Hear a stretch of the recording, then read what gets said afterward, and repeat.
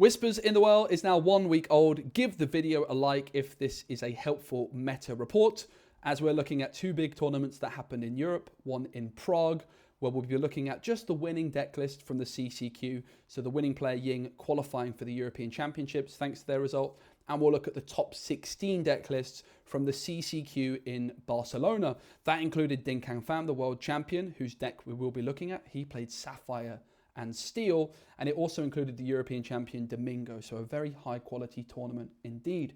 Thank you to the channel sponsor Card Market. I think it's really fascinating to take a look at the best selling cards of this week, especially this early on into the meta, as we can really see what cards are going to be very popular at your local game store. Cheshire Cat, we're going to talk about it in a little bit. It's particularly good in Amethyst Steel because it can sing strength. Hades is right up there at about $27, $28. Mowgli is up there, which is sort of a hybrid card in between Ursula Deceiver and Bare Necessities. And Mowgli, I think, had a very, very good showing this weekend. Webby, which is my personal favorite card of the set, a great option in a meta which looks to be somewhat dominated by Sapphire. It's going to be a really good anti-Sapphire card. Goliath looks particularly good in Sapphire Steel because you can ramp up into it very quickly thanks to Cinderella and then start drawing a bunch of cards. Malicious, Mean and Scary has this amazing combo with Prince Philip. Cinderella is the chase card of the set. It's over $40. Extremely expensive. It is very, very much in Dumbo territory. I got one Cinderella in 10 boxes. Heartbreak. Spooky Sight, the new version of B-Prep in many ways, of course, very, very popular. And as we continue to scroll down, we can see that also Demona is over $20 or around the $20 mark as another expensive legendary card. So quite a lot of big chase cards from this set. Let's take a look at this Blurple list that won the event in Prague, which was 124 players. 4 copies of Hades Looking for a Deal is perhaps the biggest new addition to these Blurple decks. When you play this character, you may choose an opposing character. If you do, draw 2 cards unless that player puts that card on the bottom of their deck. So a lot of people have said that Blurple is dead. Well, Ying from Austria, a player that I know very well, has other ideas. I want to say Ying is an outstanding player. I got absolutely cooked by Ying at a locals I attended in Austria at the Rare Hunter shop a few months ago, and Ying got second place last weekend at a 800 plus player event in France. That was also a CCQ. That was the old set, so I didn't cover it, but then they run it back 1 week later in Prague, and they go one further and qualify to the European Championships as a result. What a great story that is. The other new cards they've got are Demona, 2 copies of her. They've also got the Junior Woodchuck Guidebook, and the way of evaluating this card is really compare it to Friends on the Other Side that can't be sung, right? Because this is a card that you're paying 3 ink to draw 2 cards. So it's like a Friends on the Other Side, which you can't sing, which is going to be difficult to justify in quite a lot of Amethyst decks because you have many other ways of card drawing, but particularly in Sapphire where you have an abundance of resources, it seems to make a decent amount of sense. The other new card in here is Sudden Scare, 1 copy of this, which is put chosen opposing character into their player's inkwell face down. That player puts the top card of their deck into their inkwell face down. This is kind of like a new version of Let It Go, arguably quite a bit worse than Let It Go. That's just a one-of copy, which is quite interesting.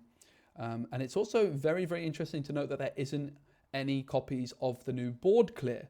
Of course, we're used to Sapphire and Amethyst playing Dumbo and Genie, and this Board Clear, which name is escaping me right now, Spooky Sight, is putting all characters that cost 3 or less into their player's inkwell face down and exerted. So I would have expected Spooky Sight to be quite a logical inclusion in this Blurple deck because you just skip past your 3 drops. You play Genie, you play an Elsa, and then you play Spooky Sight, for example. But actually Ying deciding that they don't want it at all. And perhaps a reason for that is it might actually end up being detrimental for you against the other Sapphire decks. For example, against Sapphire and Emerald that plays Clarabelles. you don't really want like a bad card in that matchup. And in a similar vein against Sapphire Steel, it might also be bad there. So that's potentially why Ying decided to just not play it at all. They felt like they had enough control with the Elsa, with the Bell, with the Hades, and all these kinds of things. And of course, also the Into the Unknown. So it's a very, very fascinating deck list indeed. There's also one copy of this Cheshire Cat, which is a interesting addition, kind of replacing the 4th Bell. And then Basil's still in there, still one of the best 1-drops in the game when you combine it with Elsa. And Elsa's still one of the best cards in the game. Being able to play Elsa on your 4th turn can't ever be bad. And it's fascinating to see Blurple still doing the business in the hands of a really strong player. Definitely one to keep an eye on moving forwards. Big shout out to Ying and everybody at the Czech Open in Prague. But we are now going to move on to the tournament in Barcelona with 322 players. And we are going to be looking at all of the top 16 decks. I'm actually thinking of covering some of the games on the channel because it was all streamed. So if you would like to see me reacting and watching back the finals and things like that, let me know in the comments below. What better way to start off this tournament's meta review with the world champion Dinkang Pham, who lost in the top 16. I think they were like the 2nd seed or something like that. They finished 10th in the end. And Dinkang Pham, we're used to seeing him playing Ruby and Sapphire in days gone by, of course, but Sapphire Steel, the deck of choice for the world champion. What's so good about Sapphire Steel now? Well, Sapphire Steel actually started creeping up and seeing a lot more representation towards the end of the last set. Of course, I competed at the Disney Lorcana Challenge Milwaukee, and I played so much in preparation for that event. And these Sapphire Steel decks really crept up. What these decks do very well is they can ramp very, very quickly, and then they just start playing bomb after bomb, particularly Tinkerbell, Vincenzo, and Hades. But the amount of new cards that this deck got to support them is huge. Cinderella in particular, at the end of your turn, if you played a princess character, you may put a card from your hand into your Inkwell face down to draw a card. This is allowing you to go and play a 6-drop the following turn from a 4-drop, right? So if we look at Blurple can play Elsa on turn 4, this deck can play Tinkerbell or Goliath on turn 4 because of the Cinderella, which, by the way, there isn't a Cinderella in this Blurple list either, which is really, really fascinating. This Blurple deck is so cool to see. We'll maybe revisit it at the end. And the other big thing that this deck got is not only did it get Cinderella as a way of ramping up more aggressively, which this deck really wants to do, it also got access to Goliath, which I think is just a perfect fit. At the end of each player's turn, if they have more than two cards in their hand, they choose and discard cards until they have 2. If they have fewer than 2 cards in their hand, they draw. So basically, it's a draw engine for you, and it forces your opponent to whittle down their hand.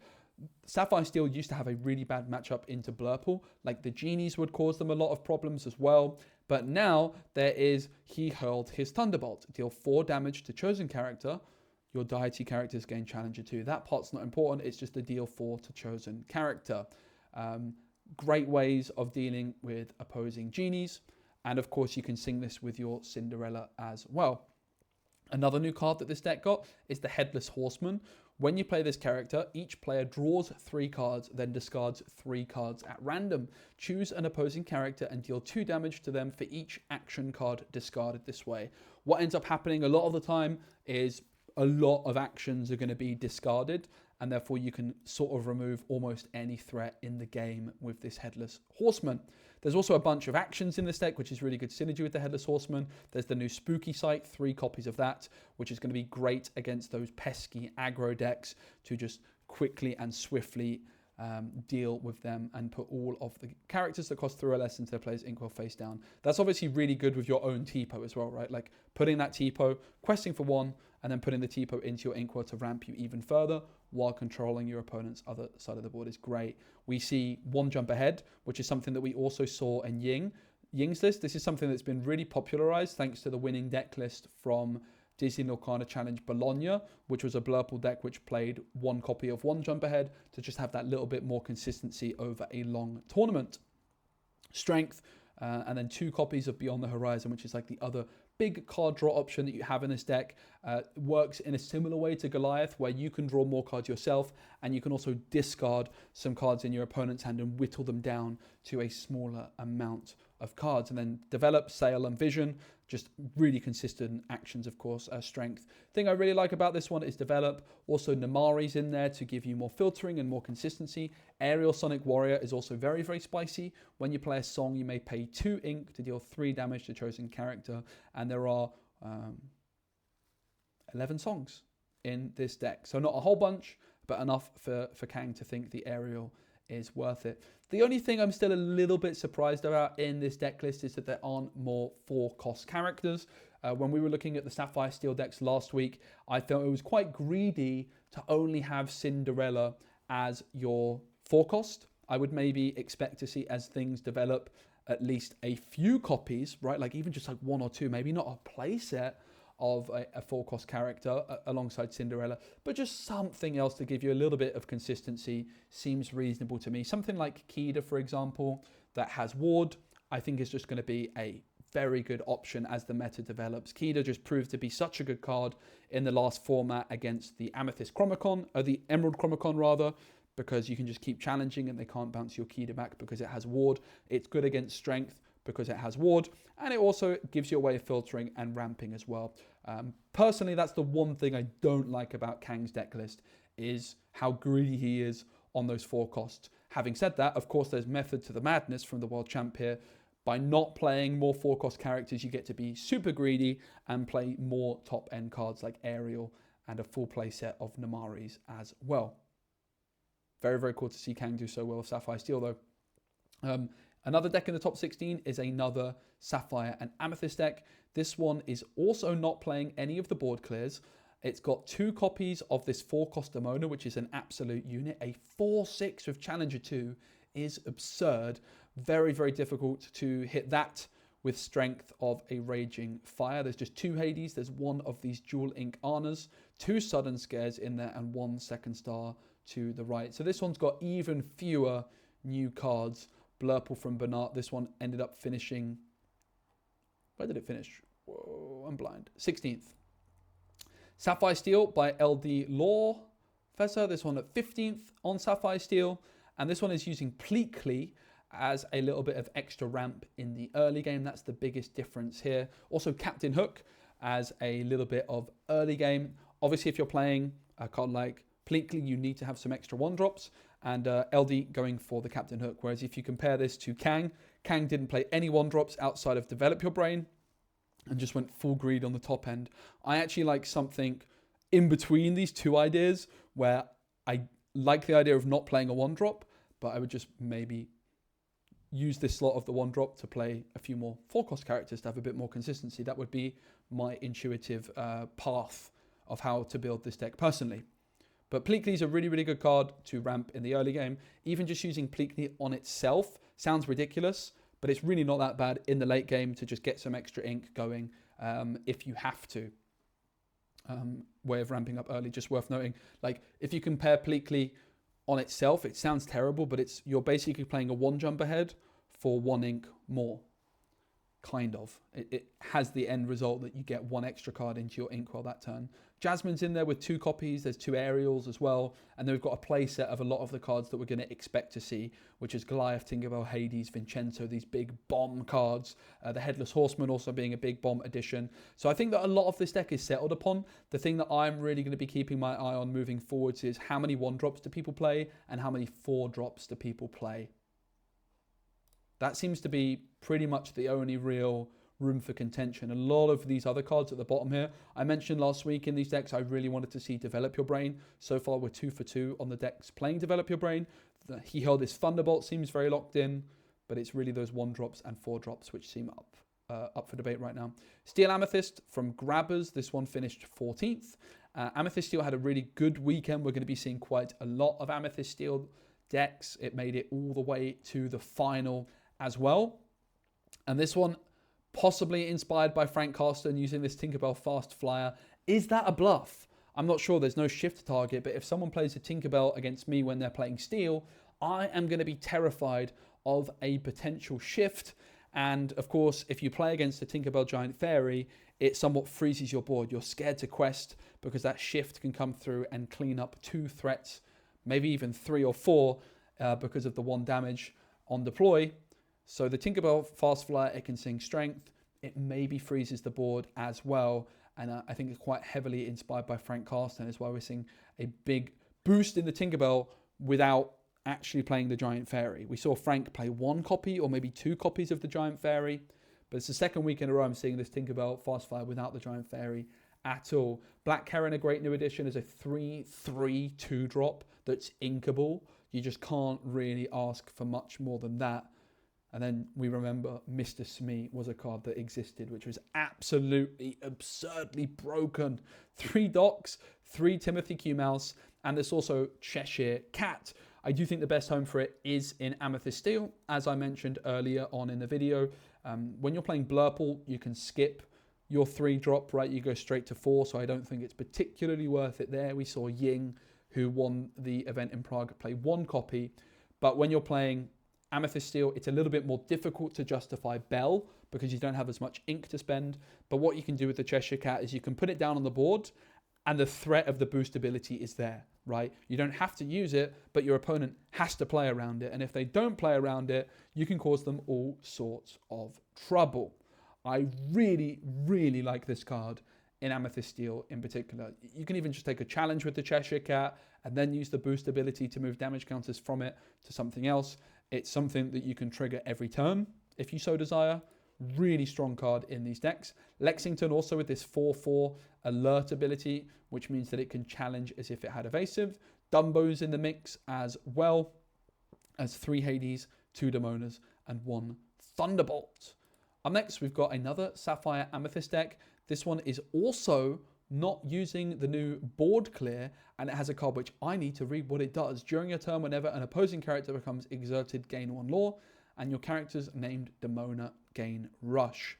So I'd imagine heavy on the Demonas, 2 copies of this item, 4 Demonas. I like the direction of that one. That is quite spicy indeed. And also this 4-cost Demona that's an absolute beast. Suddenly your Demonas have rush, and whenever an opposing character becomes exerted during your turn, you gain a law. Of course, Demona exerts the whole board.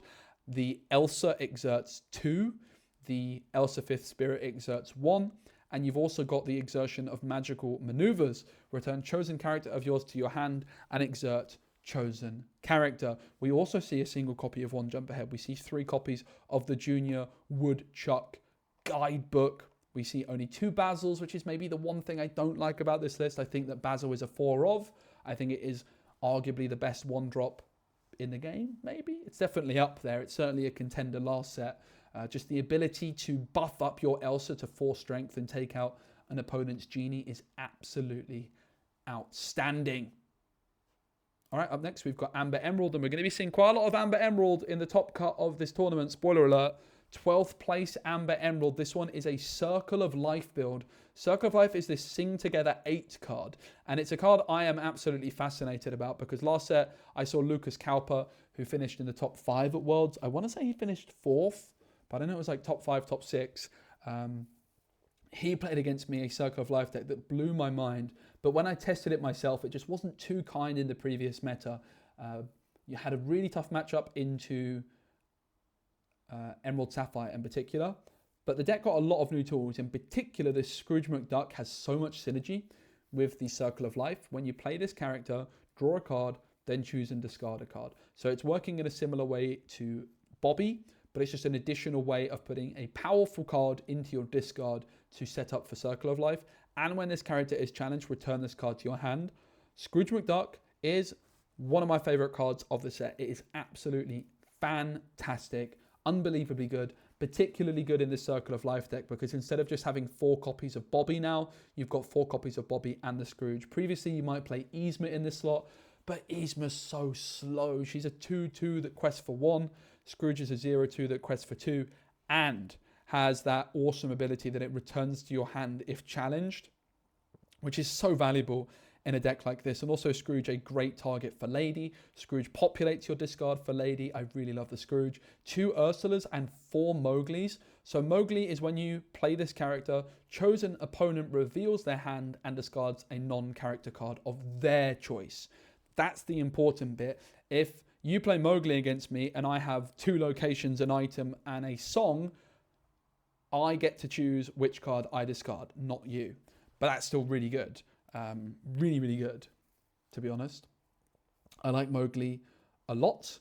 And then the deck plays Ursula, which is a great singer. You have these two big songs, Under the Sea and Circle of Life. Of course, what you're looking to do is discard something like the Stitch Carefree Surfer, discard the Tramp Dapper Rascal, and then get the Circle of Life through down the line. Really good being able to sing Circle of Life with the Tramp or the Shift Dapper Rascal if that comes up, or the Shift Lady. If you can get Circle of Life through, you can really start snowballing. I love the Chippendale in these decks. That's a big shout out to Lucas Cowper, who I saw build that Chippendale deck with Circle of Life. That can be pretty unbelievable. That's certainly the way that I would try and go with this deck, but I really like the idea of this one, and it's great to see the deck doing so well. We've got an Amethyst Emerald deck, this one by Clement Facade, also known as Racklem, also known as the man who did the pointy broom thingy-majigama-bobber. But Racklem, a extremely strong player, despite his controversial past. I have no doubt in my mind that he is a very, very good player. And he played Amethyst and Emerald. He has quite a few interesting cards in here. This one is quite a control-heavy version of this deck with cards like Elsa, Hades, Demona from Amethyst, and then you've got this new combo of Prince Philip and Malicious, Mean and Scary. Prince Philip is when you play this character, banish all opposing damage characters. It's a shift 6, but if you sing the Malicious, Mean and Scary with your Prince Philip, put 1 damage counter on each opponent character, then you shift to Prince Philip, your opponent gets cooked. But there isn't an abundance of ways to get like more ink. There's no Hey Heys in this deck, but there is the new version of Hey Hey. I wonder if you could ever play both. I guess they're kind of anti-synergy. Webby Vanderquack, and she is absolutely outstanding when this character quests. If an opponent has more cards in their inkwell than you, you may put the top card of your deck into your inkwell face down and exert it. It's a shift 2. It's really good because it's got ward. It's also a 4-cost character that's a shift 2, so it's out of the range of the new board clear as well, because that's 3 and less. And also the 1-drop that you can shift onto is really good. When you play this character, chosen character gets +1 strength this turn. Like, this is a really good shift target. Really, really good. So the Webbies are great. There's also this new Flynn Rider Whisper card, which is a interesting card because you can play it down for 1 ink, but then if your opponent doesn't remove it and you have some spare ink, you can use the boost ability to gain 2 strength and 1 lore. So it can be a 3/2 that quests for 2. I like Flynn quite a bit. There's also 1 copy of Finnick, which is like the new version of Kit Cloud Kicker. When you play this character, you may pay 2 ink to return chosen opposing character of 2 strength or less to their player's hand.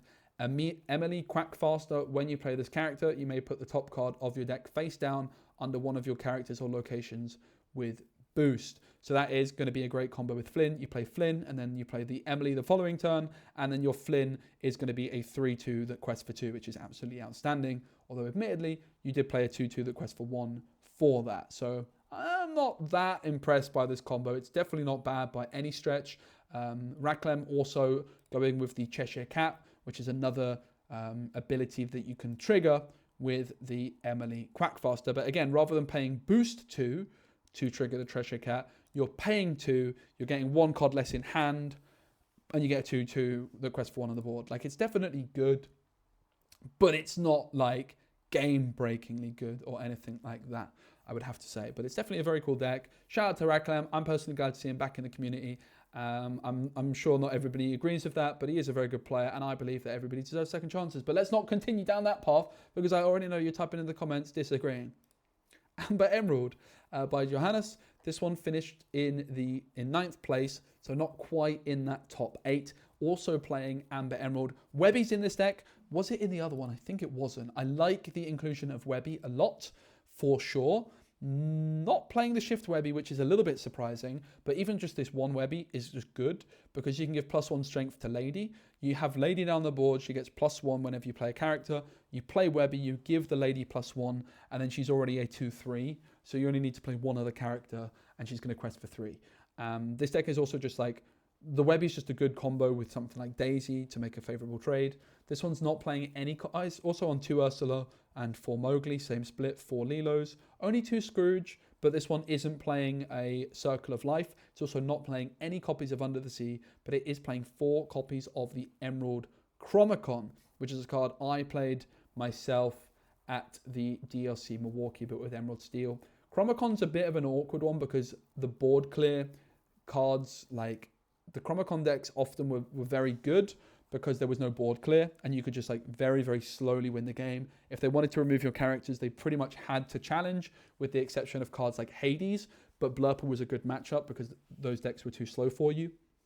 So now that there's a board clear, I've been a little bit skeptical about how good Emerald Chromicon will actually be in this format. So it's really good to see that it's still having some good results. I would imagine it's quite important to have the hand disruption of Mowgli to try and force your opponent to discard that board clear, and just the big aggressive questing power that this deck has with the 1-drop ladies and things like that to really try and win the game as quickly as you possibly can. All right, into the top 8. Yep, 8th place we have Amethyst and Sapphire. This one is a different build. It is playing Cinderella. I feel like Cinderella's got to be good in this deck. Like, Cinderella just seems to me like busted. If I'm honest, I've got to be honest, I think it just looks busted. Also, Bella's a princess. I think that might be the only other princess in this deck. Tamatoa with the Junior Woodchuck Guidebook is a very, very fascinating way of getting some more card draw in the mix. Tamatoa with a 4/5 body is pretty good. Zeus is not called Zeus anymore, it's called Thunderbolt, and that only deals 4 damage now, so Tamatoa is not that easy to remove in general. 4 Hades and 4 Demona, 2 spooky sights, 4 Into the Unknown. I like this one the most. I gotta say, this is probably my favourite Blurple build I've seen so far. Very, very clean, lots of just consistency with the build. They're preferring like lots of 4-ofs rather than lots of different ratios, which is personally how I like to do it. I just think Cinderella's got to be good. I just think this card's busted. I just think that she's got to be worth it still. Into the top 8. A little bit surprised personally to see Amber Steel still in the mixer. I think this might be the only Amber Steel that made it, but it did do well. It lost in the top 8 game, finished 7th. And Amber Steel, there's quite a few new cards in this one, so let's take a look. There's Elenwy, which is a 2/1 support. It's Basil. That's a good card. I've not even seen this card until reacting to this right now. I'm kind of a little bit behind with some of this new set. I didn't know that was a card, but that is a really good card because it's also a princess, which has Aurora synergy. Like, it's a really good card. That is a very, very, very good card. I like that a lot. There's Rapunzel, who is this new 2-cost legendary with support. Whenever one of your characters is chosen for support until the start of your next turn, the next time they will be dealt damage, they take no damage instead. So this just turns this Elenwy into an even more outstanding card. I'm already now seeing this combination, immediately thinking, maybe there's a deck where you play Basil and Elenwy and Rapunzel, because they're all very good cards, and you have like some sort of princess theme. Sounds pretty good to me for like an aggro style deck. Another new card is Raja, which is a 3/4 bodyguard, which is a pretty good bodyguard for that cost. And of course, you can sing strength with it. It's got Tiana synergy because Tiana's still very difficult to deal with. There's the new Mickey Mouse Amber Champion. Your other Amber characters get +2 willpower. And while you have 2 or more other characters, Amber characters in play, this gets Singer 8. Only one of those. 1 Fire the Cannons. Search for clues, which is a new action. The player or players with the most cards in their hand choose and discard 2 cards. If you have a detective character in play, gain 1 lore. This is like akin to You Have Forgotten Me. If you imagine this is the last card that you have in your hand, you play it, your opponent has 2 cards in hand, it's a You Have Forgotten Me that might even gain you 1 lore. It's a situational You Have Forgotten Me. It doesn't have like big synergy with Prince John. Obviously isn't in rotation, but I really like this card. I love this card. I'm kind of surprised I haven't cooked up a discard deck yet, because I love this card. I Won't Give In, which is an older card, but one I've never seen played before. Return a character card with cost 2 or less from your discard to your hand. That's going to be really good with Doc. Of course, also Mowgli potentially. We've also got Mulan in there as a princess for the Aurora synergy. Pete's in there, ladies in there, all the things that you would expect. That looks like a really clean build. Nala and Penny as well. It looks good. I got to say, it looks good. I like it. Pete's important, that's for sure. I like the look of the Elenwy Rapunzel stuff. It's pretty cute. Although Rapunzel does only quest for 1, and there is only 2 copies of her in this list, because she's a bit slow. All right, Amethyst Steel in 6th place, I guess. Yep, that's correct. I can count. Nice. Also on the Tinkerbell with no Big Tink. Crazy. Palace Guard's in there. Captain Hook. The Black Heron's in there as well. Timothy Q Mouse. Cheshire Cat. Very similar to the other list we saw with 4 Hades, 4 Genie, 2 Demona. Very interesting. Amethyst Emerald. This one is, what comes after 6? 5, or what comes before, I guess. This one is not plain mini 1-drops. It's got the Flynn boost, and it's got the Webby. There isn't any of this 2-cost boost stuff, which I don't like that card personally, as you could probably tell from my previous analysis. I don't think it's all that. Instead, it's playing Iago, which is a 0-2 with challenge of 5, which is a lot of challenge capabilities. 3 Go-Go's, 3 Ursula, 3 Cheshire Cat, 3 Clarabelles, 3 Madam Mims, 4 Webbies, of course with the shift potential, 4 Hades, 1 Demona, 3 Clarabelle, 4 Prince Philip, 4 Malicious Mean, 4 Mother Knows Best, and 3 You're Welcome. So a Clarabelle build, not playing the 1-drop Clarabelle, relying on Webby for some ramp. I do wonder if you could just play Hey Hey as well. Might be overkill, but like with the Clarabelle, I really loved the Hey Hey in this deck class format. So it's interesting to see Amethyst and Emerald taking on like this mid-range, slower approach. Definitely interested to see how these decks develop. I did try last format. There's like what is being known by the community as these Brainiac decks, which play like this Floodborn Kuzco. Some of you might remember it from day 1 of the Lorcana Challenge in Bologna. I actually cast that game where all sorts of absurd stuff happened. It was one of the most crazy games I've ever cast, where the players were scrambling to finish. It was very back and forth. It had a pretty good performance in Bologna, but I tested the deck myself last format. I was underwhelmed. That deck played like the Amethyst Chromicon and Bend to My Will. I wonder if we could see a version like that return. I think it makes sense with the Prince Philip. I think it possibly got a bit better. But it seems as though the decks that have done well at this event aren't playing the Chromicon, but rather just like a standard mid-range deck, relying on maybe Clarabelle for card draw and not playing Bend to My Will at all. Amber and Emerald is in the top 4, and there was actually 2 mirror matchups in the 2 semi-finals. So there was an Amber Emerald mirror matchup, and there was an Amethyst Steel mirror matchup, which means, of course, that the final was Amber Emerald versus Amethyst Steel. So the Amber Emerald deck, which lost the mirror matchup, is playing 4 Chromicons. It's playing no copies of Under the Sea. It's got Webby in the mix. It's got that 4 Mowgli, 2 Ursula split, which just seems locked in by all these players already, which is very, very fascinating. 2 Scrooge, 4 Clarabelle. I think we've actually seen an exact version of this deck list earlier on in the video. Then in the 3rd place position, this is the Amethyst Steel deck, which lost the mirror in the semi-finals.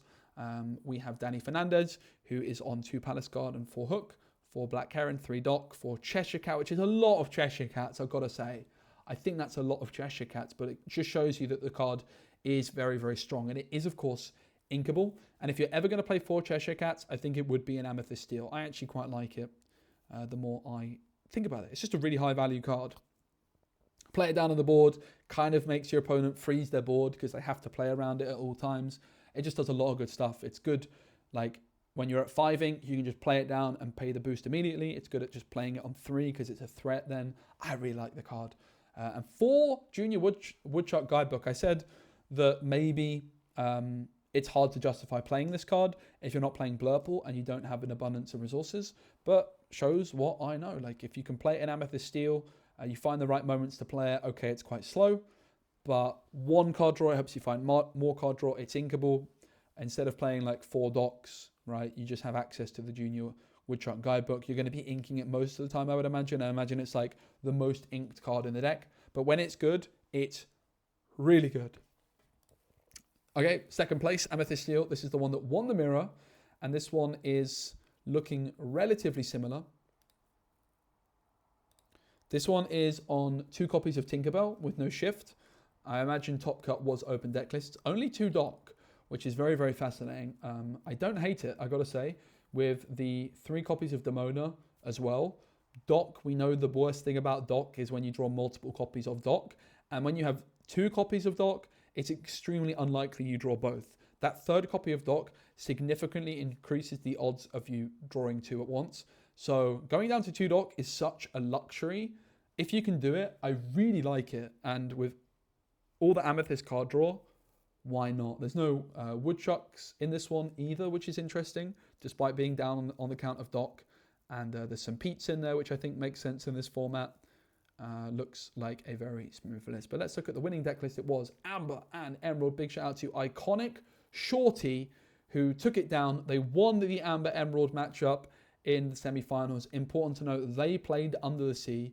This deck didn't. And in the mirror matchup, that has got to be so unbelievable. And you might think, well, okay, they could discard the Under the Sea with Ursula, but the main line that you're going to take when you're playing this deck, in a mirror matchup in particular, when you know your opponent has Ursula, is you don't actually want Under the Sea in your hand. Rather, you want to play Tramp to draw into Under the Sea, to then sing Under the Sea the same turn, and then your opponent can't stop it in the mirror. This one's playing the Webby package, which there's no surprises at all. It's not playing the Webby package, which is a surprise. It's playing the 1-drop Webby, but not the 4-drop Webby at all, even though it's really good at singing Under the Sea. It's good at dealing with the Sapphire decks. Iconic Shorty, instead, using that slot to fit in like the Chromicon, for example, still. There's a Prince Philip in there. It's just a warded card. Only 2 ladies. Mowgli, 3 Ursula, 1 more than we've seen in a lot of the other lists. There's also 1 Merryweather. Webby really just being used as a way of buffing up this lady to get questing for 3 through, to go hyper aggro. It's really easy to underestimate just how good that is. I really like Webby in this deck. And that is the winning deck list. Big shout out to all the tournament organizers. Thanks to you all for watching. If you would like to see me cover some of the gameplay from this tournament, make sure to let me know. Thanks again to the channel sponsor Card Market. I do appreciate their continued support. I appreciate you liking the video. If you want to see more stuff from me, you can check out my Patreon, where I can give you one-to-one support on deck building and gameplay advice. If you want coaching, I also offer Disney Lorcana coaching and other card games like Riftbound as well. If you're interested, hit me up. Thanks again. See you all soon. Bye.